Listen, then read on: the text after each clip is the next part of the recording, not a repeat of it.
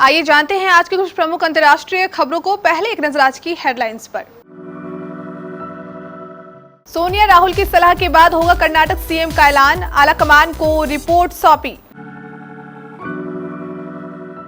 धीरेन्द्र शास्त्री के नाम पर छिड़े विवाद में कूदे प्रशांत किशोर, बीजेपी पर कसा तंज, भगवान राम का लिया नाम। अब मैं पीछे हटने वाला नहीं, हर कुर्बानी देने को तैयार, सचिन पायलट ने फिर दिखाए बगावती तेवर। बजरंग दल मानहानि मामले में कांग्रेस अध्यक्ष खड़गे को समन। सुप्रीम कोर्ट में द केरल स्टोरी की रिलीज के खिलाफ सुनवाई, आज हाईकोर्ट के आदेश को दी गई चुनौती। आर्यन खान पर कैसे कसा गया ड्रग्स केस का शिकंजा, फिर हुई 25 करोड़ की deal. The Kerala story film को लेकर जम्मू कश्मीर में दो गुटों में बवाल, कई घायल, महबूबा मुफ्ती ने बताई साजिश। पाकिस्तान की कोयला खदान में खूनी झड़प, 16 लोगों की गई जान। भारतीय देसी लड़की होने में सारा अली खान को आता है मजा, जरा हटके जरा बचके से दर्शकों को करेगी एंटरटेन। और चेन्नई सुपर किंग्स को परेशान करने वाली है गुजरात टाइटंस की जीत, टूट सकता है धोनी का सपना।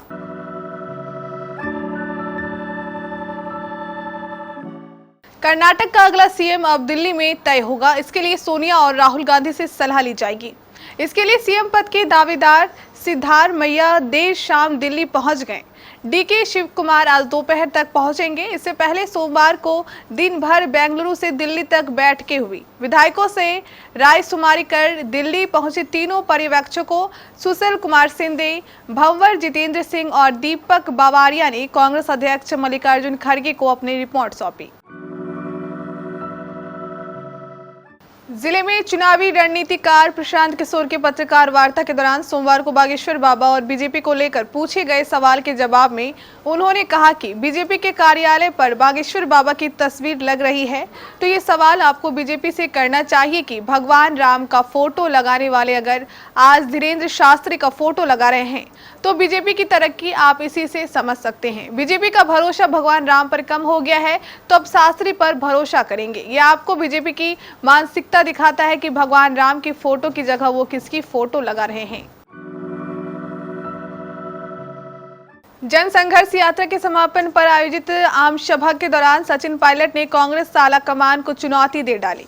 उन्होंने कहा कि प्यार से मांगोगे तो हम हाथ काट कर दे देंगे, अगर धमकाकर मांगोगे तो हम हिलने वाले नहीं हैं।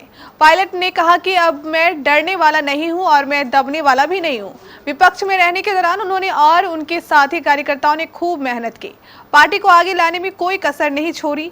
पायलट ने जनसंघर्ष यात्रा में साथ चलने वाले नौजवानों के छालों की कसम खाते हुए कहा कि अब मैं पीछे हटने वाला नहीं हूं, जो भी कुर्बानी देनी होगी देने को तैयार हूं, जो भी करना होगा करने को तैयार हूं।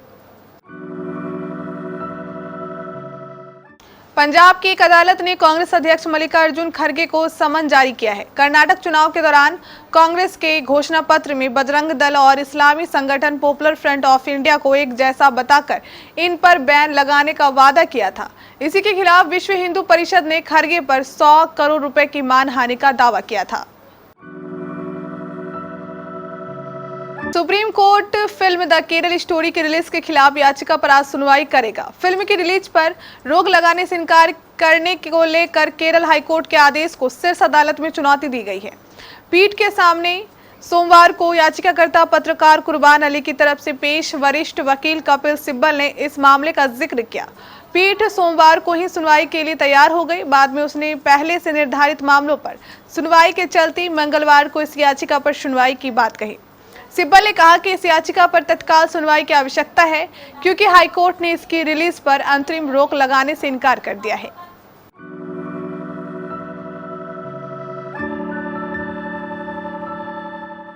नारकोटिक्स कंट्रोल ब्यूरो के जोनल डायरेक्टर रहे समीर वानखेड़े फिर विवादों में हैं। आर्यन खान ड्रग्स केस में केंद्रीय जांच ब्यूरो की ओर से दायर की गई एफआईआर में कई खुलासे हुए हैं। एफआईआर से पता चला कि ड्रग्स मामले में आर्यन खान के परिवार से 25 करोड़ रुपए वसूलने की प्लानिंग की जा रही थी। आखिर कैसे बॉलीवुड के किंग खान सुपरस्टार शाहरुख खान के बेटे आर्यन खान को ड्रग्स मामले में फंसाने की पूरी साजिश को अंजाम दिया गया। द केरल स्टोरी फिल्म की लेकर जहां सियासी घमासान जारी है, तो वहीं अब जम्मू और कश्मीर में मेडिकल छात्रों के 2 गुट आपस में भिड़ गए हैं, जिसके बाद 5 मेडिकल छात्र घायल हो गए हैं। इसे लेकर मेडिकल के छात्रों ने प्रदर्शन किया और दोषियों के खिलाफ कार्रवाई करने की मांग की है। इसी के साथ पीपल्स डेमोक्रेटिक पार्टी के अध्यक्ष महबूबा मुफ्ती ने केंद्र सरकार पर निशाना साधा है।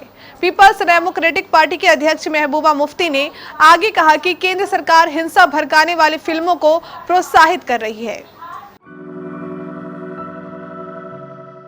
पाकिस्तान के पश्चिमोत्तर क्षेत्र में सोमवार को एक कोयला खदान के परिसीमन को लेकर 2 गुटों के बीच खूनी झड़प हुई। इसमें कम से कम 16 लोगों की मौत हो गई। इस घटना की जानकारी पुलिस ने दी।